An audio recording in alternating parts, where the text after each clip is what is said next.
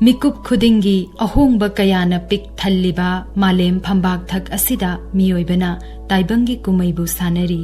kananasu haiba ngamde mikup sigi tungda kari thoklagani kananasu tamba ngamde leptana chenthariba matam magi khongchat nadi adumak purakli ahongba kaya aphabagi maikaida phattabagi maikaida nungaina ta hingjaningba miyoibagi apambagi onataina bada lambi phangna Chahi asidasu Manipur miyamgi khanjaramba amadi ningjarambagi onataina bada thokhaningdaba thodok kaya thokhi mikap miraw kholna ninki matamgi ichelakta yawrakhiba tamthiraba ahongbagi saklon kayana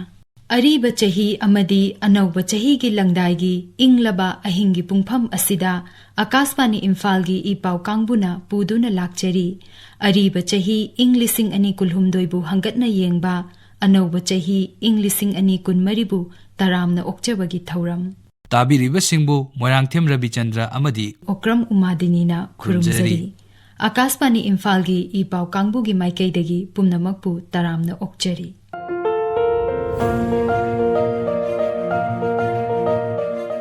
Manipur na malemda sagol kangjai polo masanabu khudol tambagidmakta ngasi aikhoina malem miyamgi mamangda chauthokchaba phangjari. Aikhoigi ipa ipu lai haktaktagi sagon aduna laklaba maitai singi ariba yelhau masana asibu malemgi lamkoiba singda hena pukning chingsinnabagi damakta mukhya mantri nongthomam birena achauba thaudang loduna margin chingthakta phut chama kun wangna saba sagol kangjegi sanaroi amagi mitam sahi sigi January 3 Kendragi Griha Mantri Amit Shah na sangakhi Masiga loinana Churachandpurda naungna saba Medical College amasung Kanglagi Nongpok Thongsu Sri Amit Shah na sangabiramki Chahi asida Manipur gi miyamna yamna nungai khiba ama panba tarabadi Bharatna G20 ge presidency oiduna Manipurda February gi 13 gi kun phauba pangthokhiba B20 gi mifam aduni Mifam aduda lakhiba malemgi leibak singi mihut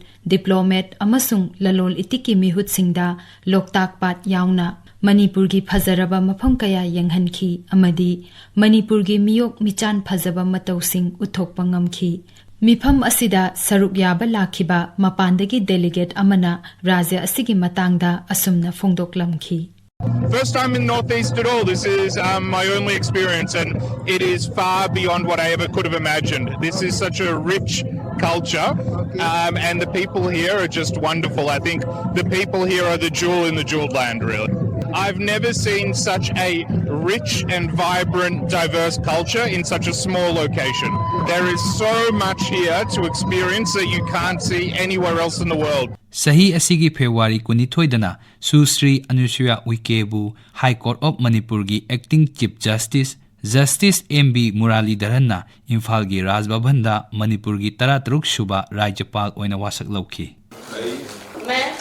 Anusuiya Uikey ईश्वर की शपथ लेती हूँ कि मैं श्रद्धापूर्वक मणिपुर के राज्यपाल के पद का कार्यपालन करूँगी तथा अपनी पूरी योग्यता से संविधान और विधि का परीक्षण, संरक्षण और प्रतिरक्षण करूँगी और मैं मणिपुर की जनता की सेवा और कल्याण में निरत रहूँगी Chahi asida Manipur gi chauna mai pakhiba singi marakta amatanga panjarabada Manipur gi Thongnaujam Strela Luwangna Femina Miss India lising ani kulhumdoi gi second runner up ki title laukhiba asisu amani April 15 da Imphal da pangthokhiba leibak asigi sakhen bisingi athoi ahen tanakhiba aduda Rajasthan gi Nandini Gupta na Femina Miss India Englising ani kulhumdoi gi title laukhi Delhi gi Shriya Punjana ahanba runner up takhi Femina Miss India gi chahi 58 gi itihas da Strela Luwangna beauty pageant asida title lawba ngambi ahanba maitai ningol oikhibada Manipur pumba haraw mathoi kanakhi Ari anaugi langdaigi ahingsida Thongnaujam Strela na phongdokpa wafam khara tahanjari Mayambu Strela Thongnaujam na ikokno na khurumjari Manipur da ihan hanboina Femina Miss India 2023 pangthokhiba asida saruk yaba phangjaba aduga piklabasu pikna crown macha makhaktang iramda masiki da makni haina loba phangjahoba se aiki oinadi yamna su laibak phabani aduga punsiki pandam mama ikutna thengba phangjabani haina lojai Chahi asi loishillakadawre adubu lakadawriba chahi kaya asidadi Manipurgi thoidok hendokna talent lairaba hotnabasu yamna kanjariba aikhoigi youth sing ichal sing inaw sing haiba tare makhoina Manipur iramdamgidamak hena mai pakpa purakpa ngamba oirasanu haina mapu magi maphamdasu nijari loinena anauba chahina lakpasida iramdam asida ing chikpa nungsi chanana leiba lamdam ama pubirakpa oirasanu haina sunijari ing lising aniga kunmarina lakpasida Manipur miyam ki maphamda yaifa paujel pizari Manipurgi mapari mamomloisingna tongan tonganba lamsingda thoidok hendokna haisingba utuna lamdam asibu malemda chauthokchaningai oiba phida ama ngasi phawba piduna lakli sahi asigi August kulumloida Bharatna malemgi oina ihan hana thagi South Pole da khongdakiba Chandrayaan 3 mission gi saruk ama oiba Vikram lander module adugi project ta saruk yakiba Manipur macha Dr. Raghu Ningthojamna Raja asigi miyambu chauthokchaba pohanki thangadagi haujikna ISRO da Deputy Director oiriba Dr. Raghu Ningthojamna mai pakraba project adugi matangda Akashbani Imphal da asumna phongdoki Chandrayaan 3 mission si tasengari Chandrayaan 2 gi follow up mission ni by the Chandrayaan 2 se 2019 da khoi South Pole ngasi tare mofum sigi mananak pada tane na tarombadagi adubu technical gism leibadagi tabangam gi soft landing do adagi 2019 dai ngasi over sahi mari musure da into na konarak pani yam achauba actually mission amani adu country gi di ngasi mak akoina landing to ngam si tasengari record ahum ni akoina world record thamise number 1 record habe tara gi ngasi tare ba koi South Pole gi si atopale ba amdana tabangam gi mofum ne kan Russia na tabangam gi dri adagi America na tabangam gi dri adagi China na tabangam gi dri akoina ahan bani adu number 1 record ama ani suba record na akoigi ahan ta giba landing gi mission kudimakti single engine sinaraga tabangatne akoina ngasi tawriba mission na akoigi engine mari sinaraga tabane asigi anoba record ama aduga amana akoigi space carrier sa taragi space pairing mission da taragi akoina mari suba haidare Russia adagi ahanba ani suba na America mathangana akoigi China mathangana India tumai tawdana akoigi record sim ahum ni ngasi mission ji mai pakasida Chahi lising kayagi puwarigi oiba Manipur imagi matambakta nawyok naukon birakhiba athauba kayana lamdam asibu malemda athauba singi lam oina ngasi phawba sak takli asigumba Manipuri singi mathauna amadi mama leibak ningbagi gun adubu sak khangladuna handak INS Imphal haina mingthonba stealth missile destroyer ama Indian Navy da December 16 ta commission tawki INS Imphal asi awang nongpok Bharat ki manungda raja amagi konungi maming thonduna saba ahanba langi jahasni masi Mumbai da leiba Mazagaon Dock Ship Builder Limited na sabani aduga Bharat Navy gi Warship Design Bureau na design tawbani lalgi jahas asida anauba matamga chunaraba khuchu khulaising sensor surface to air missile anti-ship missile amadi torpedo na chingba yauri Langi jahas asi commission tawbaga mari leinana December 12 da Imphal gi Kangla da pangthokhiba curtain raiser thauram amada Mukhya Mantri Nongthombam Birenna asumna phongdokhi Puari ga mari leinaba suguma INS amada warship amda mingdiu matam Imphal bireise madu Bharat Sarkar na khoi pi asu pi mai khoi Manipur se pi respect recognition ngasi khoi na tangi respect se Bharat Sarkar na khoi pi respect se Ekhoi forefathers in the period of contribution, sacrifice, mogi, Sahu Nahuki from the Mesa, the Kawai. Recognized of within a respect of within a honor of within the way the phone may answer, with Alcum Silona, Madhu Democrat to this high issue, upon the Bharat and Saganaba, Logo of Galdo, Lomina C and Manipur su sakhwatpagi maikeida leptana changsilakli haina harau nungainaringai cheirak sahi asigi me ahumda achauba thokaningdaba laibak thiba thaudo amana Manipur maiwaiduna mai chakpa haurakhi numit aduda Manipur gi tribal na namna taba jila singda chatkhiba miyamgi rally amagi saruk ama oina Churachandpur da chatkhiba khongchat adugi matung tarakpada irang thorakhi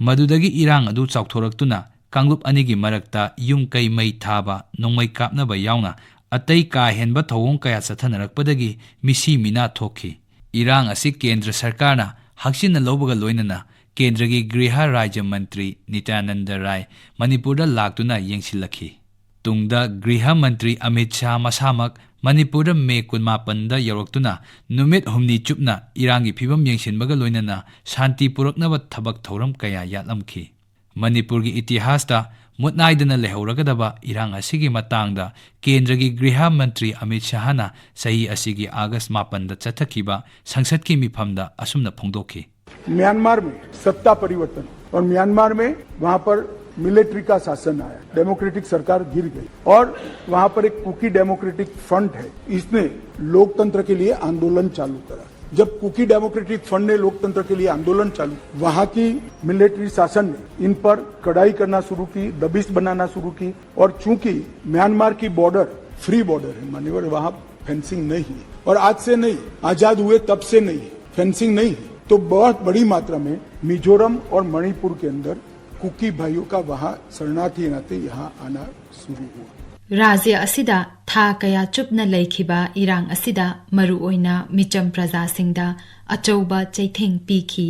इरांग न मरम ओइदुना मयुम मकई मैना तुमना थादोख्रबा मियोय लिसिंग यांखैरोम चिंग अमदी तंपाकी जिला सिंगदा हांगबा relief camp सिंगदा चंगजफम लौदुना Larry. सरकार की माइकैदगी अवाब तारबा इमुंग मनुंग सिंगदा yum कई नौना सानबा कंपेंसेशन पीनबा अमदी इरांग दा लैखिद्रबा असोक अपन नंख्रबा मियोय सिंगी इमुंग मनुंगदा सेल की तेंगबांग पीनबा थौरांग लाउथोखिबा लैरे। मसिगा लोइनना तोंगान तोंगानबा सरकार की विभाग सिंगना लांजेनदुना लैरिबा मियोय सिंगी सेंथोक लंबी लैननबा ट्रेनिंग पीबा जॉब कार्ड येंथोकबा महिरोय सिंगी अखन्नबा सेल की तेंगबांग पीबना चिंगबा कया लेप्तना पाइखतले। मसिगा लोइनना इरांग असिना का हेनबा थवोंग चथखिबा अमदी मिहात मिपुन सिंगदा चेनखिबा मियोय कयागी मथक्ता आइन की ओइबा मतिक चाबा चैराक पीनबा मरी लेनबा सरकार की लोइसंग सिंगना अकनबा मओंगदा थबक पाइखतली। सरकार की माइकैदगी राज्य असिदा महौसागी पुंसिदा हंजिलकनबा थबक थौरम कया लेप लैतना पाइखतली। नुमित कया थोंग लोलुरबा मही लोइसंग सिंग मखाताना मही मसिंग ताकपी तंबीबगी थबक हौख्रे।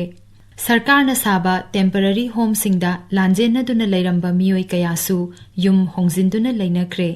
अदुमपु अवाब तारबा इमुंग मनुंग सिंगना राज्य असिदा अथुबा मतमदा शांति पुरक्तुना कांगलुप मसेल नुंसी चानना हिंगमिन्नबा हाइबगी आशा तौनरी। मसिगी मतांगदा आकाशवाणी इम्फाल की ई पाव कांगबुदा अवाब तारबा मियोय अमना असुमना पाउदम लखी। मणिपुर की मपी मपा ओइरिबा खोइदी मखोइदा वकपनतना कैसु उपाय लेते अदुना अथुबा मतमदा इरांग असे नेमंदुना वाना लांजेंदन लेबा मियोय सिंगसिसु मफम चाना माय माय मफमदा हंजिल हंबिदुना शांति पोरा हंबियु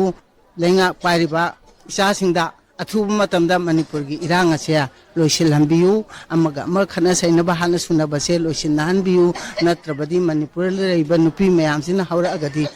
यामना चावा लांजाव अमु ओरकपा याय हाइबगी अकीबसु लै। इरांग असिना मरम ओइदुना अवाब चैथेंग सिंग फंगलिबा चुराचांदपुर जिलादगी मियोय अमना असुमना फोंदोकली। मे अहुमदगी हौबा इरांग सिदा अखोई आंगांसिंगसु स्कूल काबा अमता फाव याद्रे अदुगा खोई हिंबसे याम वाना हिंगे हुजिक थानी पान सुजिले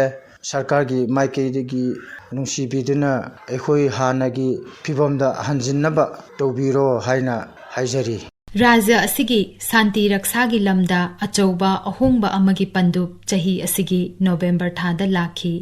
केंद्र की गृह मंत्री अमित शाहना नवंबर 19 महाकी सोशल मीडिया थादोरक्पा वारोलदा मणिपुर की लालहौलुप अमगी मियोय सिंगना भारत सरकार गा शांति की वारी साननबा याना चेरोल सही तौनरे हाइना लाउथोरखी। मसिगा लोइनना हाइरिबा लालहौलुप अदुगी मियोय सिंग दिसंबर 2 दा राज्य सरकारना कंगलादा पांगथोकपा थौरम अमदा तरामना ओखी। थौरम अदुदा वांगांगबदा मुख्यमंत्री नोंगथोंबम बिरेनना मणिपुर की लालहौलुप सिंगना सरकार का शांति की वारी साननबा होनरकपदा महाक मसाना मतेंग पांगनी हाइना फोंदोखी। मुख्यमंत्री ना हाई ngasi अनोबा चैप्टर मा हांगबा होरबनि मणिपुर की शांति की लमदा मणिपुर की अपुनबगी सप्तम सागनबा होनबदा देखो हेन यूनिटी लेना कोई समनबा ngamokani हाइ थाजबसे ai thamje मणिपुर की मियामना ngasi united national liberation front पीब सपोर्ट शांति की वारी सानबा होनबदा पीब एनकरेजमेंट सुमाइना अतै लेबिहोरिबा लोकसिंसु ꯁꯥꯟꯇꯤꯒꯤ ꯂꯝꯕꯤꯗ ꯋꯥꯔꯤ ꯁꯥꯕ ꯂꯥꯛꯅꯕ ꯍꯣꯠꯅꯕꯗ ꯃꯅꯤꯄꯨꯔꯒꯤ ꯄ꯭ꯔꯖꯥ ꯃꯌꯥꯝꯅ ꯃꯇꯦꯡ ꯄꯥꯡꯕꯤꯌꯨ. ꯆꯍꯤ ꯈꯨꯗꯤꯡꯒꯤ ꯄꯥꯡꯊꯣꯛꯄꯒꯨꯝ ꯆꯍꯤ ꯑꯁꯤꯒꯤ ꯗꯤꯁꯦꯝꯕꯔ 12ꯗ ꯅꯨꯄꯤ ꯂꯥꯟ ꯅꯤꯡꯁꯤꯡ ꯊꯧꯔꯝ ꯄꯥꯡꯊꯣꯛꯈꯤ. ꯆꯍꯤ ꯑꯁꯤꯒꯤ ꯄꯥꯂꯟ ꯊꯧꯔꯝꯗ ꯅꯨꯄꯤ ꯂꯥꯟꯗ ꯑꯆꯧꯕ ꯊꯧꯗꯥꯡ ꯂꯧꯈꯤꯕ ꯅꯨꯄꯤꯁꯤꯡꯕꯨ ꯏꯀꯥꯏ ꯈꯨꯝꯅꯕ ꯎꯠꯇꯨꯅ ꯁꯤꯡꯊꯥꯅꯤꯡꯉꯥꯏ ꯑꯣꯏꯕ ꯈꯣꯡꯊꯥꯡ ꯑꯃ ꯑꯣꯏꯅ ꯔꯥꯖ꯭ꯌ ꯁꯔꯀꯥꯔꯅ ꯔꯥꯖꯚꯕꯟ ꯃꯅꯥꯛꯀꯤ ꯇ꯭ꯔꯥꯐꯤꯛ ꯄꯣꯏꯟꯠꯇꯒꯤ ꯄꯨꯔꯩꯔꯣꯝꯕ ꯈꯣꯡꯅꯥꯡꯈꯣꯡ ꯐꯥꯎꯕꯒꯤ ꯂꯝꯕꯤ ꯑꯁꯤ ꯅꯨꯄꯤ ꯂꯥꯟ ꯂꯝꯕꯤ ꯍꯥꯏꯅ ꯃꯤꯡꯊꯣꯟꯈꯤ. ꯃꯁꯤꯒ ꯂꯣꯏꯅꯅ ꯁꯦꯟꯊꯣꯛ ꯂꯝꯕꯤ ꯂꯩꯖꯗꯕ ꯑꯃꯗꯤ ꯁꯔꯀꯥꯔꯒꯤ ꯌꯥꯏꯐ ꯊꯧꯔꯥꯡꯒꯤ ꯁ꯭ꯀꯤꯝꯁꯤꯡꯒꯤ ꯈꯨꯗꯣꯡꯆꯥꯕ ꯑꯃꯠꯇ ꯐꯪꯗ꯭ꯔꯤꯕ ꯆꯍꯤ 40ꯒꯤ ꯃꯊꯛꯀꯤ ꯅꯨꯄꯤꯁꯤꯡꯗ ꯈꯨꯗꯣꯡꯆꯥꯕ ꯄꯤꯒꯗꯕ ꯆꯤꯞ ꯃꯤꯅꯤꯁꯇꯔꯒꯤ ꯏꯃꯥ ꯅꯣꯡꯊꯥꯡꯂꯩꯃ ꯌꯥꯏꯐ ꯇꯦꯡꯕꯥꯡ ꯁ꯭ꯀꯤꯝ ꯃꯨꯈ꯭ꯌ ꯃꯟꯇ꯭ꯔꯤꯅ ꯍꯧꯗꯣꯛꯈꯤ. ꯃꯥꯡꯂꯝ ꯆꯠꯇ ꯊꯣꯛꯄ ꯊꯧꯗꯣꯛ ꯋꯥꯊꯣꯛꯅ ꯉꯁꯤꯒꯤ ꯈꯨꯟꯅꯥꯏ ꯑꯃꯗꯤ ꯉꯁꯤꯒꯤ ꯈꯨꯟꯅꯥꯏꯒꯤ ꯆꯠꯅ ꯀꯥꯡꯂꯣꯟꯅ ꯇꯨꯡꯒꯤ ꯃꯥꯌꯣꯟ ꯇꯥꯛꯄ ꯍꯧꯅꯁꯥꯅꯤ. ꯑꯔꯤ ꯑꯅꯧꯒꯤ ꯂꯪꯗꯥꯏꯅ ꯊꯣꯡꯖꯤꯟꯗ ꯂꯦꯞꯂꯕ ꯃꯇꯝ ꯑꯁꯤꯗ ꯆꯍꯤ 2026ꯗ ꯊꯣꯛꯈꯤꯕ ꯊꯧꯗꯣꯛ ꯋꯥꯊꯣꯛꯁꯤꯡ ꯑꯗꯨꯒꯤ ꯃꯇꯥꯡꯗ ꯑꯐ ꯐꯠꯇ ꯅꯩꯅꯕꯅ ꯂꯥꯛꯀꯗꯧꯔꯤꯕ ꯑꯅꯧꯕ ꯆꯍꯤ 2024ꯗ ꯔꯥꯖ꯭ꯌ ꯑꯁꯤꯒꯤ ꯃꯤꯌꯥꯝꯅ ꯀꯔꯤ ꯈꯣꯡꯊꯥꯡ ꯀꯔꯤ ꯐꯤꯔꯦꯞ ꯂꯧꯒꯅꯤ ꯍꯥꯏꯕꯗꯨ ꯈꯔ ꯃꯈꯩ ꯈꯪꯒꯅꯤ. ꯃꯔꯝ ꯑꯗꯨꯅ ꯆꯍꯤ ꯑꯁꯤꯕꯨ ꯅꯤꯡꯊꯤꯅ ꯅꯩꯅꯕ ꯍꯥꯏꯕꯁꯤ ꯇꯉꯥꯏ ꯐꯗꯦ. ꯃꯇꯥꯡ ꯑꯁꯤꯗ ꯁꯉꯥꯏ ꯑꯦꯛꯁꯄ꯭ꯔꯦꯁ ꯃꯅꯤꯄꯨꯔꯤ ꯑꯦꯗꯤꯁꯟꯒꯤ ꯑꯦꯗꯤꯇꯔ ꯈꯣꯒꯦꯟꯗ꯭ꯔ ꯈꯣꯝꯗ꯭ꯔꯥꯝꯒ ꯎꯅꯗꯨꯅ ꯑꯀꯥꯁꯕꯥꯅꯤ ꯏꯝꯐꯥꯜꯒꯤ ꯏ ꯄꯥꯎ ꯀꯥꯡꯕꯨꯒ ꯋꯥꯔꯤ ꯁꯥꯟꯅꯕꯗ ꯑꯦꯗꯤꯇꯔ ꯑꯁꯤꯅ ꯑꯁꯨꯝꯅ ꯍꯥꯏ. ꯆꯠꯂꯤꯕ ꯆꯍꯤ 2023 ꯑꯋꯥꯕ ꯑꯃꯗꯤ ꯅꯨꯡꯉꯥꯏꯇꯕ ꯌꯥꯅꯕ ꯆꯍꯤ ꯑꯃ ꯑꯣꯏꯕꯒ ꯂꯣꯏꯅꯅ ꯉꯁꯤꯗꯤ ꯂꯣꯏꯈ꯭ꯔꯅꯤ. ꯆꯍꯤ ꯑꯁꯤ ꯍꯪꯒꯠꯅ ꯌꯦꯡꯂꯨꯕꯗ ꯅꯨꯡꯉꯥꯏꯕ ꯊꯧꯗꯣꯛꯁꯨ ꯃꯌꯥꯝ ꯂꯩꯇꯕ ꯅꯠꯇꯦ. ꯑꯗꯨꯕꯨ ꯑꯋꯥꯕ ꯅꯨꯡꯉꯥꯏꯇꯕ ꯊꯧꯗꯣꯛ ꯃꯌꯥꯝꯁꯨ ꯑꯗꯨꯝ ꯌꯥꯎꯗꯕ ꯅꯠꯇꯦ. ꯑꯋꯥꯕ ꯃꯌꯥꯝꯗꯨꯒ ꯂꯣꯏꯅꯅ ꯉꯁꯤ ꯆꯍꯤ ꯂꯣꯏꯁꯤꯟꯒꯗꯧꯔꯤꯅꯤ. ꯅꯨꯡꯉꯥꯏꯕ ꯍꯥꯏꯕ ꯇꯥꯔꯕ ꯑꯣꯏꯗꯤ ꯑꯩꯈꯣꯏꯒꯤ ꯃꯅꯤꯄꯨꯔꯗ ꯑꯍꯥꯟꯕ ꯑꯣꯏꯅ ꯍꯟꯗꯛꯀꯤ ꯆꯍꯤ ꯑꯁꯤꯗ ꯇꯃꯦꯡꯂꯣꯡ ꯗꯤꯁꯇ꯭ꯔꯤꯛꯀꯤ ꯃꯅꯨꯡ ꯆꯟꯕ ꯈꯣꯡꯁꯥꯡꯗ ꯒꯨꯁ ꯇ꯭ꯔꯦꯟ ꯌꯧꯔꯛꯈ꯭ꯔꯦ. ꯒꯨꯁ ꯇ꯭ꯔꯦꯟ ꯌꯧꯔꯛꯄ ꯍꯥꯏꯕꯁꯦ ꯑꯩꯈꯣꯏ ꯃꯅꯤꯄꯨꯔꯒꯤꯗꯤ ꯂꯦꯟꯂꯣꯛ ꯑꯣꯏꯕ ꯁ꯭ꯇꯦꯠꯁꯤꯗꯗꯤ ꯌꯥꯝꯅ ꯐꯕ ꯑꯗꯨꯒꯨꯝꯕ ꯈꯣꯡꯊꯥꯡꯅꯤ. ꯑꯗꯨꯗꯒꯤ ꯑꯩꯈꯣꯏ ꯃꯅꯤꯄꯨꯔꯒꯤ ꯑꯣꯏꯅ ꯌꯥꯝꯅ ꯅꯨꯡꯉꯥꯏꯕ ꯑꯃꯅ ꯍꯟꯗꯛꯇ ꯀꯃꯤꯁꯟ ꯇꯧꯈꯤꯕ ꯏꯟꯗꯤꯌꯥꯟ ꯅꯦꯚꯤꯒꯤ INS ꯏꯝꯐꯥꯜ, ꯃꯁꯤ ꯏꯟꯗꯤꯌꯥꯒꯤ ꯑꯣꯏꯅ ꯁꯤꯇꯤ ꯑꯃꯒꯤ ꯃꯤꯡꯗ ꯃꯃꯤꯡ ꯊꯣꯟꯕ ꯑꯍꯥꯟꯕ ꯑꯗꯨꯅꯤ. ꯃꯁꯤ ꯌꯥꯝꯅ ꯁꯛꯇꯤ ꯂꯩꯕ ꯏꯟꯗꯤꯌꯥꯟ ꯅꯦꯚꯤꯒꯤꯗꯤ ꯌꯥꯝꯅ ꯃꯉꯣꯟꯗ ꯁꯛꯇꯤ ꯍꯥꯞꯄ ꯃꯤꯁꯥꯏꯜ ꯀꯦꯔꯤꯌꯔ, ꯑꯗꯒꯤ ꯁꯔꯐꯦꯁ ꯇꯨ ꯏꯌꯔ, ꯑꯗꯒꯤ ꯁꯔꯐꯦꯁ ꯇꯨ ꯁꯔꯐꯦꯁ ꯀꯗꯤ ꯑꯗꯨꯗꯨ ꯃꯌꯥꯝ ꯑꯃ ꯁꯛꯇꯤ ꯂꯩꯕ ꯑꯗꯨꯒꯨꯝꯕ ꯏꯟꯗꯤꯌꯥꯟ ꯅꯦꯚꯤꯒꯤ ꯖꯍꯥꯖ ꯍꯥꯏꯇꯥꯔꯦ, ꯋꯥꯔꯁꯤꯞꯅꯤ. ꯏꯟꯗꯤꯌꯥꯒꯤ ꯑꯣꯏꯅ ꯌꯦꯡꯕꯗ ꯌꯥꯝꯅ ꯃꯥꯏ ꯄꯥꯛꯄ ꯆꯟꯗ꯭ꯔꯌꯥꯟ 3 ꯃꯤꯁꯟ, ꯃꯁꯤ ꯄ꯭ꯔꯤꯊꯤꯕꯤꯒꯤ ꯑꯣꯏꯅ ꯑꯩꯈꯣꯏꯒꯤ ꯄꯣꯂꯔ ꯑꯦꯔꯤꯌꯥꯗ ꯁꯨꯃꯥꯏꯅ ꯇꯧꯔꯒ ꯊꯥꯒꯠꯄ ꯃꯤꯁꯟ ꯑꯃ ꯃꯥꯏ ꯄꯥꯛꯅ ꯇꯥꯈꯤꯕ ꯍꯥꯏꯕꯁꯦ ꯏꯟꯗꯤꯌꯥꯅ ꯑꯍꯥꯟꯕꯅꯤ. ꯃꯁꯤ ꯏꯟꯗꯤꯌꯥꯒꯤ ꯑꯣꯏꯅ ꯌꯥꯝ ꯆꯥꯎꯊꯣꯛꯆꯅꯤꯡꯉꯥꯏꯅꯤ. ꯃꯁꯤꯒꯤ ꯅꯠꯇꯕꯗ ꯁꯥꯏꯟꯇꯤꯐꯤꯛ ꯑꯦꯆꯤꯞꯃꯦꯟ ꯃꯌꯥꯝ ꯑꯃꯁꯨ ꯂꯩꯈ꯭ꯔꯦ. ꯃꯗꯨ ꯃꯌꯥꯝ ꯑꯗꯨ ꯂꯣꯏꯅ ꯁꯤꯡꯊꯥꯗꯨꯅ ꯂꯩꯕꯁꯨ ꯂꯣꯏꯅ ꯃꯗꯨ ꯂꯣꯏꯕ ꯅꯥꯏꯔꯣꯏ. ꯁ꯭ꯄꯦꯁ ꯇꯦꯛꯅꯣꯂꯣꯖꯤꯒꯤ ꯃꯇꯥꯡꯗ ꯀꯔꯤ ꯃꯌꯥꯝꯗ ꯏꯟꯗꯤꯌꯥꯅ ꯌꯥꯝꯅ ꯃꯥꯏ ꯄꯥꯛꯅ ꯊꯕꯛ ꯄꯥꯏꯈꯠꯂꯦ. ꯃꯗꯨꯒꯤ ꯃꯔꯛꯇ ꯑꯃꯨꯛ ꯇꯣꯉꯥꯟꯕ ꯑꯃ G20 ꯁꯃꯤꯠ ꯑꯃ ꯏꯟꯗꯤꯌꯥꯗ ꯃꯥꯏ ꯄꯥꯛꯅ ꯄꯥꯡꯊꯣꯛꯈꯤꯕ ꯑꯁꯤꯅꯤ. G20 ꯁꯃꯤꯠ ꯍꯥꯏꯕꯁꯤ ꯇꯣꯉꯥꯟ ꯇꯣꯉꯥꯟꯕ ꯏꯁꯨ ꯀꯌꯥꯗ ꯅꯩꯅꯔꯒ ꯑꯗꯨꯒꯨꯝꯕ ꯃꯤꯐꯝ ꯑꯃꯅꯤ. ꯄ꯭ꯔꯤꯊꯤꯕꯤꯒꯤ ꯁꯛꯇꯤ ꯂꯩꯕ ꯂꯩꯕꯥꯛ ꯃꯌꯥꯝ ꯄꯨꯟꯕꯅꯤ. ꯃꯗꯨꯗ ꯏꯟꯗꯤꯌꯥꯅ ꯍꯧꯗꯣꯛꯇꯨꯅ ꯁꯥꯎꯠ ꯑꯐ꯭ꯔꯤꯀꯥꯟ ꯌꯨꯅꯤꯌꯟꯁꯦ ꯍꯧꯖꯤꯛꯇꯤ G20ꯁꯤꯗ ꯌꯥꯎꯍꯜꯂꯕꯅꯤ. ꯑꯗꯨꯅ G20ꯒꯤ ꯍꯟꯗꯛꯀꯤ ꯁꯃꯤꯠꯁꯦ ꯌꯥꯝꯅ ꯃꯥꯏ ꯄꯥꯛꯄꯅꯤ. ꯄ꯭ꯔꯤꯊꯤꯕꯤꯒꯤ ꯑꯆꯧ ꯑꯁꯥꯡ ꯃꯀꯣꯛ ꯊꯣꯡꯕ ꯂꯨꯆꯤꯡꯕ ꯃꯌꯥꯝ, ꯑꯗꯒꯤ ꯕ꯭ꯌꯨꯔꯣꯀ꯭ꯔꯦꯠ ꯃꯌꯥꯝ ꯂꯥꯛꯇꯨꯅ ꯃꯥꯂꯦꯝꯒꯤ ꯑꯣꯏꯅ ꯐꯅꯅꯕ ꯈꯟꯅꯈꯤꯕ ꯑꯗꯨꯒꯨꯝꯕ ꯃꯤꯐꯝ ꯑꯃ ꯏꯟꯗꯤꯌꯥꯅ ꯌꯨꯝꯕꯨ ꯑꯣꯏꯅ ꯄꯥꯡꯊꯣꯛꯈꯤꯕꯁꯦ ꯃꯁꯤ ꯏꯟꯗꯤꯌꯥꯒꯤ ꯑꯣꯏꯅ ꯆꯥꯎꯊꯣꯛꯆꯅꯤꯡꯉꯥꯏꯅꯤ. ꯇꯧꯕꯇꯕꯨ ꯑꯩꯈꯣꯏ ꯃꯅꯤꯄꯨꯔꯗꯁꯨ ꯍꯟꯗꯛꯁꯦ ꯌꯥꯝꯅ ꯐꯕ ꯆꯍꯤ ꯑꯣꯏꯒꯗꯕꯗ ꯌꯥꯝꯅ ꯂꯥꯏꯕꯛ ꯊꯤꯕ ꯍꯥꯏꯕ ꯇꯥꯔꯦ. ꯍꯟꯗꯛꯀꯤ ꯆꯍꯤꯒꯤ May 3ꯗꯒꯤ ꯈꯪꯍꯧꯗꯅ ꯍꯧꯔꯛꯈꯤꯕ, ꯆꯨꯔꯆꯥꯟꯄꯨꯔꯗꯒꯤ ꯍꯧꯔꯛꯈꯤꯕ ꯑꯗꯨꯝ ꯍꯥꯏꯕ ꯇꯥꯏ. ꯃꯁꯤꯒꯤ ꯏꯔꯥꯡ ꯑꯁꯤꯅ ꯃꯤꯁꯤꯃꯤꯅ ꯃꯌꯥꯝ ꯑꯃ ꯊꯣꯟꯈ꯭ꯔꯦ. ꯃꯤ ꯃꯌꯥꯝ ꯑꯃ ꯂꯥꯟꯖꯦꯟꯅꯗꯨꯅ ꯃꯌꯨꯝ ꯃꯀꯩ ꯂꯩꯇꯗꯅ ꯍꯧꯖꯤꯛꯁꯨ ꯑꯗꯨꯝ ꯔꯤꯂꯤꯐ ꯀꯦꯝꯞꯁꯤꯡꯗ ꯑꯗꯒꯤ ꯒꯚꯔꯟꯃꯦꯟꯠꯅ ꯁꯥꯕ ꯇꯦꯝꯄꯔꯔꯤꯒꯤ ꯑꯣꯏꯕ ꯌꯨꯝꯁꯤꯡꯗ ꯂꯩꯗꯨꯅ ꯑꯋꯥꯕꯁꯦ ꯑꯗꯨꯝ ꯅꯪꯉꯤ. ꯍꯣꯏ, ꯍꯧꯖꯤꯛ ꯃꯗꯨꯒꯤ ꯁꯥꯟꯇꯤꯒꯤ ꯐꯤꯕꯝꯂꯣꯝꯗ ꯈꯔꯗꯤ ꯂꯥꯛꯄꯗꯤ ꯍꯧꯔꯦ ꯍꯥꯏꯕꯕꯨ ꯆꯞ ꯆꯥꯕ ꯁꯥꯟꯇꯤꯒꯤ ꯐꯤꯕꯝ ꯂꯩꯇ꯭ꯔꯤ. ꯃꯅꯤꯄꯨꯔꯒꯤ ꯃꯤꯌꯥꯝ ꯑꯋꯥꯕ ꯈꯥꯡꯉꯤ. ꯑꯗꯨꯕꯨ ꯁꯨꯃꯥꯏꯅ ꯁꯨꯝ ꯂꯩꯒꯅꯤ ꯍꯥꯏꯕꯗꯤ ꯂꯩꯇꯦ. ꯅꯨꯡꯉꯥꯏꯇꯕ ꯑꯃꯅ ꯍꯟꯗꯛꯀꯤ ꯆꯍꯤꯁꯦ ꯂꯣꯏꯁꯤꯜꯂꯛꯄ ꯐꯥꯎꯕꯗꯤ ꯆꯞ ꯆꯥꯕ ꯁꯥꯟꯇꯤ ꯍꯥꯏꯕꯗꯨ ꯂꯩꯇꯅ ꯂꯣꯏꯁꯤꯟꯒꯗꯧꯔꯦ. ꯃꯁꯤꯅꯤ ꯈ꯭ꯋꯥꯏꯗꯒꯤ ꯅꯨꯡꯉꯥꯏꯇꯕ. ꯑꯗꯨꯕꯨ ꯃꯤꯌꯥꯝ ꯂꯩꯔꯤ, ꯂꯩꯉꯥꯛ ꯂꯩꯔꯤ, ꯏꯟꯗꯤꯌꯥ ꯒꯚꯔꯟꯃꯦꯟꯠ ꯂꯩꯔꯤ. ꯃꯤꯌꯥꯝꯁꯤꯅ ꯄꯨꯟꯅ ꯍꯣꯠꯅꯔꯒ ꯚꯥꯞ ꯇꯥꯅꯗꯕ ꯂꯩꯔꯤꯕ ꯃꯌꯥꯝꯁꯤꯁꯨ, ꯑꯗꯒꯤ ꯀꯥ ꯍꯦꯟꯅ ꯇꯧꯈꯤꯕ ꯃꯌꯥꯝ ꯂꯩꯕꯁꯤꯁꯨ ꯚꯥꯞ ꯇꯥꯅꯔꯀꯥꯟꯗ ꯈꯪꯅꯔꯀꯥꯟꯗ ꯁꯥꯟꯇꯤꯒꯤ ꯂꯝꯕꯤꯗ ꯂꯥꯛꯀꯅꯤ. ꯑꯅꯧꯕ ꯂꯥꯛꯏꯕ ꯆꯍꯤ, ꯂꯥꯛꯀꯗꯕ ꯆꯍꯤ 2024 ꯑꯁꯤꯗꯤ ꯅꯨꯡꯉꯥꯏ ꯌꯥꯏꯐꯕ, ꯍꯥꯟꯅ ꯂꯩꯔꯝꯕ ꯚꯥꯞ ꯇꯥꯅꯗꯕ ꯃꯌꯥꯝꯁꯤ ꯂꯣꯏꯅ ꯇꯥꯅꯔꯀꯥꯟꯗ ꯁꯥꯟꯇꯤ ꯑꯣꯏꯕ ꯂꯝꯗꯝ ꯑꯃ ꯑꯣꯏꯅꯅꯕ ꯑꯩꯈꯣꯏ ꯃꯌꯥꯝ ꯄꯨꯟꯅ ꯍꯣꯠꯅꯃꯤꯟꯅꯔꯁꯤ. ꯆꯠꯂꯤꯕ ꯆꯍꯤ 2022ꯅ ꯃꯅꯤꯄꯨꯔꯗ ꯍꯔꯥꯎ ꯇꯌꯥꯝꯕ ꯑꯃꯗꯤ ꯑꯀꯤꯕ ꯐꯪꯂꯕ ꯊꯧꯗꯣꯛ ꯀꯌꯥꯕꯨ ꯈꯨꯗꯣꯜ ꯇꯧꯔꯝꯗꯨꯅ ꯃꯤꯑꯣꯏꯕ ꯈꯨꯟꯅꯥꯏꯗ ꯇꯨꯡꯒꯤ ꯆꯥꯎꯔꯕ ꯄꯔꯥ ꯑꯃ ꯇꯝꯕꯤꯔꯝꯈꯤ. ꯑꯗꯨꯕꯨ ꯂꯥꯛꯂꯤꯕ ꯆꯍꯤ 2024 ꯑꯁꯤꯅ ꯂꯝꯗꯝꯁꯤꯒꯤ ꯏꯔꯩꯆꯥꯁꯤꯡꯗ ꯅꯨꯡꯉꯥꯏ ꯌꯥꯏꯐꯕ ꯑꯃꯗꯤ ꯑꯃꯒ ꯏꯆꯤꯜ ꯏꯅꯥꯎ ꯑꯣꯏꯕꯒꯤ ꯅꯨꯡꯁꯤ ꯆꯥꯟꯅꯕ ꯑꯗꯨ ꯄꯨꯔꯛꯄ ꯑꯣꯏꯔꯁꯅꯨ ꯍꯥꯏꯅ ꯂꯝꯗꯝ ꯑꯁꯤꯒꯤ ꯂꯨꯆꯤꯡꯕ ꯀꯌꯥꯅ ꯐꯣꯡꯗꯣꯛꯅꯔꯛꯂꯤ꯫ ꯆꯠꯂꯤꯕ ꯆꯍꯤ ꯑꯁꯤꯕꯨ ꯍꯪꯒꯠꯅ ꯌꯦꯡꯕꯒ ꯂꯣꯏꯅꯅ ꯑꯅꯧꯕ ꯆꯍꯤꯕꯨ ꯇꯔꯥꯝꯅ ꯑꯣꯛꯂꯗꯨꯅ ꯔꯥꯏꯖꯒꯤ ꯁꯣꯁꯤꯌꯦꯜ ꯋꯦꯜꯐꯤꯌꯔ ꯃꯟꯇ꯭ꯔꯤ ꯍꯩꯈꯥꯝ ꯗꯤꯡꯒꯣꯅ ꯃꯅꯤꯄꯨꯔ ꯃꯤꯌꯥꯝꯗ ꯑꯅꯧꯕ ꯆꯍꯤꯒꯤ ꯄꯥꯎꯖꯦꯜ ꯄꯤꯔꯛꯂꯤ꯫ ꯃꯁꯤꯒ ꯂꯣꯏꯅꯅ ꯃꯟꯇ꯭ꯔꯤꯅ ꯃꯍꯥꯛꯀꯤ ꯕꯤꯚꯥꯒꯅ ꯃꯤꯌꯥꯝꯒꯤꯗꯃꯛ ꯄꯥꯏꯈꯠꯈꯤꯕ ꯁꯤꯡꯊꯥꯅꯤꯡꯉꯥꯏ ꯑꯣꯏꯕ ꯊꯕꯛ ꯈꯔꯁꯨ ꯄꯜꯂꯗꯨꯅ ꯑꯁꯨꯝꯅ ꯍꯥꯏ꯫ ꯃꯅꯤꯄꯨꯔꯒꯤ ꯄ꯭ꯔꯖꯥ ꯄꯨꯝꯅꯃꯛꯄꯨ ꯏꯀꯣꯛꯅꯧꯅ ꯈꯨꯔꯨꯝꯖꯔꯤ꯫ ꯍꯧꯖꯤꯛ ꯃꯤꯀꯨꯞ ꯈꯔꯒꯤ ꯇꯨꯡꯗ ꯂꯣꯏꯔꯒꯗꯕ ꯑꯔꯤꯕ ꯆꯍꯤꯗ ꯆꯟꯈ꯭ꯔꯒꯗꯕ 2023 ꯑꯁꯤ ꯑꯋꯥ ꯅꯨꯡꯉꯥꯏ ꯑꯅꯤꯒꯤ ꯌꯥꯅꯕ ꯆꯍꯤ ꯑꯣꯏꯈꯤ ꯍꯥꯏꯅ ꯍꯥꯏꯖꯅꯤꯡꯉꯤ꯫ ꯃꯔꯨꯑꯣꯏꯅ ꯑꯩꯅ ꯄꯥꯏꯖꯕ ꯗꯤꯄꯥꯔꯠꯃꯦꯟꯠꯁꯤꯡ ꯁꯣꯁꯤꯌꯦꯜ ꯋꯦꯜꯐꯦꯌꯔ, ꯐꯤꯁꯔꯤꯁ ꯑꯦꯟ ꯂꯦꯕꯔꯗꯒꯤ ꯑꯉꯝꯕ ꯊꯥꯛꯇ ꯄ꯭ꯔꯖꯥ ꯃꯤꯌꯥꯝꯒꯤꯗꯃꯛ ꯊꯕꯛ ꯊꯧꯔꯝ ꯀꯌꯥ ꯄꯥꯡꯊꯣꯛꯆꯈꯤ꯫ ꯆꯍꯤ ꯑꯁꯤꯗ ꯊꯣꯛꯈꯤꯕ ꯌꯥꯝꯅ ꯅꯨꯡꯉꯥꯏꯇꯕ ꯊꯧꯗꯣꯛ ꯑꯃꯗꯤ ꯃꯦ 3ꯗꯒꯤ ꯍꯧꯔꯛꯈꯤꯕ ꯏꯔꯥꯡ ꯑꯁꯤꯅꯤ꯫ ꯏꯔꯥꯡ ꯑꯁꯤꯅ ꯃꯔꯝ ꯑꯣꯏꯔꯒ ꯆꯥꯎꯈꯠ ꯊꯧꯔꯥꯡꯒꯤ ꯊꯕꯛꯁꯤꯡ ꯄꯥꯏꯈꯠꯄꯗ ꯈꯨꯗꯣꯡꯆꯥꯗꯕ ꯀꯌꯥ ꯃꯥꯌꯣꯛꯅꯈꯤ꯫ ꯑꯃꯔꯣꯝꯗ ꯑꯩꯒꯤ ꯁꯦꯛꯃꯥꯏ ꯀꯦꯟꯗ꯭ꯔ ꯑꯁꯤꯁꯨ ꯏꯔꯥꯡ ꯑꯁꯤꯒꯤ ꯆꯩꯊꯦꯡ ꯆꯥꯎꯅ ꯐꯪꯂꯕ ꯀꯦꯟꯗ꯭ꯔꯁꯤꯡꯒꯤ ꯃꯔꯛꯇ ꯑꯃꯅꯤ꯫ ꯃꯔꯨꯑꯣꯏꯅ ꯔꯤꯂꯤꯐ ꯀꯦꯝꯞꯇ ꯂꯩꯔꯤꯕ ꯏꯟꯃꯦꯠꯁꯤꯡꯗ ꯑꯩꯒꯤ ꯗꯤꯄꯥꯔꯠꯃꯦꯟꯠꯀꯤ ꯃꯥꯏꯀꯩꯗꯒꯤ ꯑꯉꯝꯕ ꯃꯇꯦꯡ ꯀꯌꯥ ꯄꯥꯡꯖꯈꯤ, ꯃꯈꯥ ꯇꯥꯅ ꯄꯥꯡꯅꯕꯁꯨ ꯍꯣꯠꯅꯖꯈꯤꯒꯅꯤ꯫ ꯏꯔꯥꯡ ꯑꯁꯤꯗ ꯑꯋꯥꯕ ꯅꯪꯂꯤꯕ ꯅꯨꯡꯁꯤꯖꯔꯕ ꯄ꯭ꯔꯖꯥ ꯃꯤꯌꯥꯝꯒꯤ ꯊꯃꯣꯏꯗ ꯐꯥꯎꯔꯤꯕ ꯑꯋꯥꯕꯗꯃꯛ ꯑꯩꯉꯣꯟꯗꯁꯨ ꯐꯥꯎꯖꯔꯤ꯫ ꯑꯅꯧꯕ ꯆꯍꯤ 2024 ꯑꯁꯤꯅ ꯂꯥꯛꯄꯗ ꯃꯅꯤꯄꯨꯔ ꯄ꯭ꯔꯖꯥ ꯃꯤꯌꯥꯝꯗ ꯌꯥꯏꯐ ꯄꯥꯎꯖꯦꯜ ꯄꯤꯖꯔꯤ꯫ ꯑꯅꯧꯕ ꯆꯍꯤ ꯑꯁꯤꯗꯗꯤ ꯀꯥꯡꯂꯨꯞꯀꯤ ꯑꯣꯏꯕ ꯑꯄꯤꯛꯄ ꯋꯥꯈꯜꯂꯣꯟ ꯊꯥꯗꯣꯛꯅꯗꯨꯅ ꯑꯃꯠꯇ ꯑꯣꯏꯅ ꯆꯠꯃꯤꯟꯅꯗꯨꯅ ꯍꯦꯟꯅ ꯆꯥꯎꯈꯠꯄ, ꯁꯥꯟꯇꯤ ꯂꯩꯕ ꯂꯝꯗꯝ ꯑꯃ ꯄꯣꯔꯛꯄ ꯑꯣꯏꯔꯁꯅꯨ ꯍꯥꯏꯅ ꯏꯁꯣꯔꯗ ꯊꯧꯅꯤꯖꯔꯤ꯫ ꯃꯅꯤꯄꯨꯔ ꯑꯁꯤ ꯁꯥꯟꯅ ꯈꯣꯠꯅꯕꯒꯤ ꯂꯝꯗ ꯊꯣꯏꯗꯣꯛ ꯍꯦꯟꯗꯣꯛꯅ ꯍꯩꯊꯣꯏ ꯁꯤꯡꯊꯣꯏꯕ ꯑꯃꯗꯤ ꯃꯥꯂꯦꯝꯒꯤ ꯇꯣꯉꯥꯟ ꯇꯣꯉꯥꯟꯕ ꯃꯁꯥꯟꯅꯒꯤ ꯑꯊꯣꯏ ꯑꯍꯦꯟ ꯇꯥꯟꯅꯕꯗ ꯃꯅꯥ ꯃꯊꯨꯝ ꯂꯧꯕ ꯉꯝꯕ ꯁꯥꯟꯅꯔꯣꯏꯁꯤꯡꯒꯤ ꯂꯝꯗꯝ ꯑꯃꯅꯤ꯫ ꯍꯟꯗꯛ ꯆꯍꯤꯒꯤ ꯇꯣꯉꯥꯟ ꯇꯣꯉꯥꯟꯕ ꯊꯧꯗꯣꯛ ꯋꯥꯊꯣꯛ ꯀꯌꯥꯒꯤ ꯃꯔꯛꯇ ꯑꯩꯈꯣꯏꯒꯤ ꯁꯥꯟꯅꯔꯣꯏꯁꯤꯡꯅ ꯃꯈꯣꯏꯒꯤ ꯍꯩꯊꯣꯏ ꯁꯤꯡꯊꯣꯏꯕ ꯑꯗꯨ ꯃꯥꯂꯦꯝꯒꯤ ꯐꯝꯕꯥꯛ ꯊꯛꯇ ꯅꯤꯡꯊꯤꯅ ꯎꯠꯄ ꯉꯝꯈꯤ꯫ ꯏꯔꯝꯗꯝ ꯑꯁꯤꯒꯤ ꯁꯥꯟꯅꯔꯣꯏꯁꯤꯡꯒꯤ ꯃꯇꯥꯡꯗ ꯄꯥꯎꯗꯝꯂꯗꯨꯅ ꯀꯪꯂꯥ ꯄꯥꯎꯒꯤ ꯆꯤꯞ ꯀꯟꯁꯜꯇꯦꯟꯠ ꯑꯃꯁꯨꯡ ꯁꯛꯅꯥꯏꯔꯕ ꯁ꯭ꯄꯣꯔꯠꯁ ꯖꯔꯅꯦꯂꯤꯁꯠ ꯄꯨꯈ꯭ꯔꯝꯕꯝ ꯏꯕꯣꯆꯧꯕꯅ ꯑꯁꯨꯝꯅ ꯐꯣꯡꯗꯣꯛꯂꯤ꯫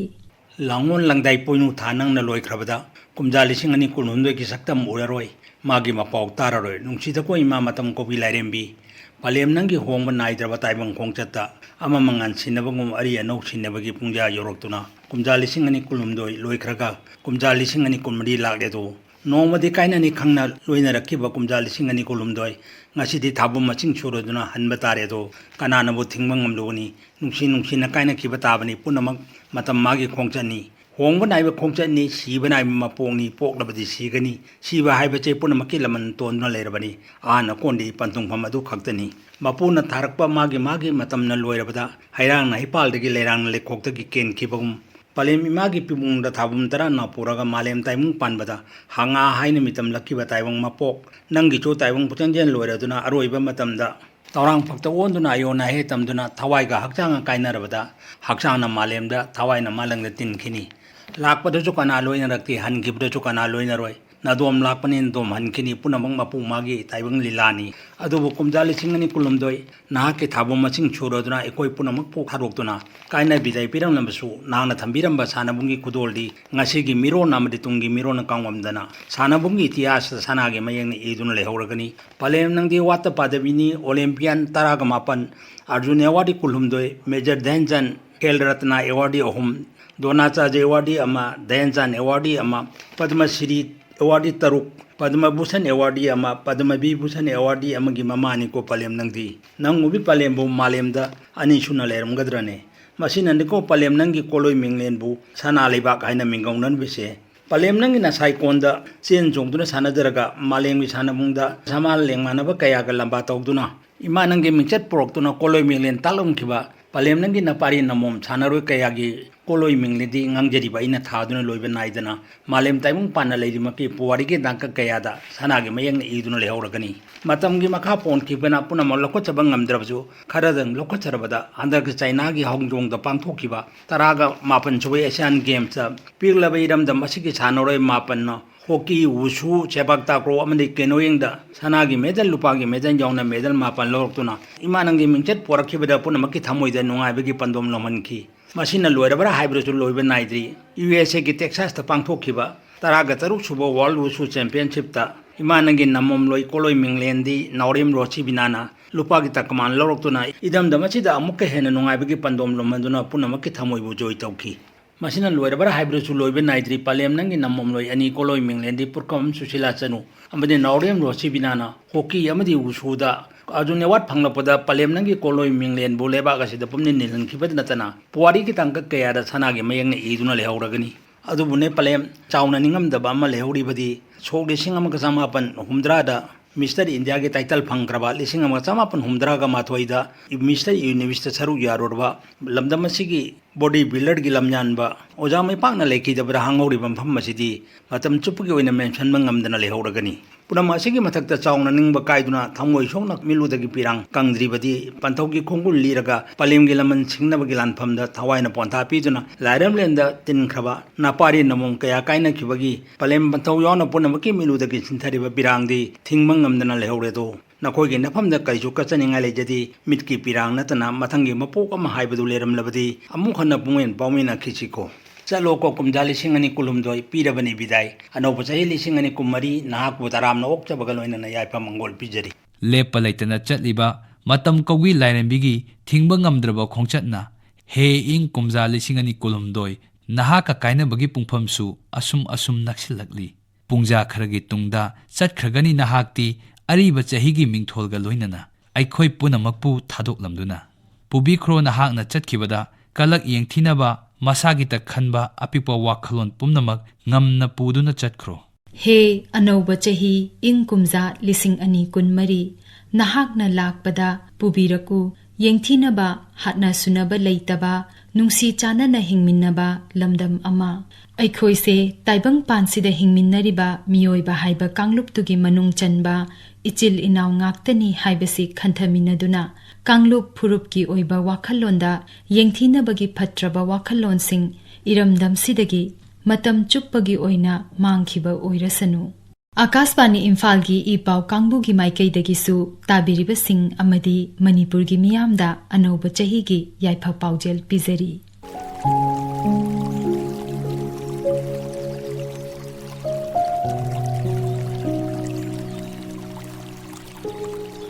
मतंग असिदा आकाशवाणी इम्फाल की ई पाव कांगबुना पुथोकचब थौरम अरीब चही लिसिंग अनि कुलहुमदोइबु हंगतना येंगबा अनौब चही लिसिंग अनि कुनमरीबु तरामना ओक्चबगी थौरम लोइजरे थौरम असिगी अईबा थोकचोम जोगेंद्रजित थौरम लानथोकचखिबसिंग मोइरांगथेम रविचंद्र अमसुंग ओक्रम उमादिनी